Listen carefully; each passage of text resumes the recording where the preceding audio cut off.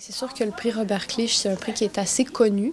Donc, quand j'ai gagné ce prix-là, j'ai eu quand même beaucoup de visibilité médiatique. On a beaucoup parlé de Saint-Jambe.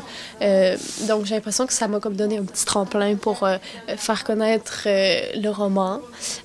Puis après ça, c'est sûr que c'est un travail d'édition comme un autre, c'est-à-dire que il faut beaucoup travailler avant d'arriver à une version finale d'un livre. Là. Moi, ça faisait quand même 5 ans que je travaillais sur ce livre-là. Puis après ça, quand je suis arrivée avec les éditeurs, bien, ça a pris quand même plusieurs mois où on a retravaillé. Ils m'ont fait beaucoup de commentaires. J'ai finalement retravaillé encore. Et à un moment donné, on est arrivé à une version dite finale. Là. On aurait pu continuer pour toujours, mais à un moment donné, on a fixé une version parce qu'il fallait que ça parte à l'impression.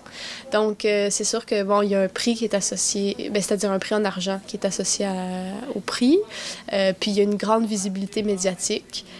À part ça, je pense que c'est un peu le même processus qu'un autre roman ou un autre livre.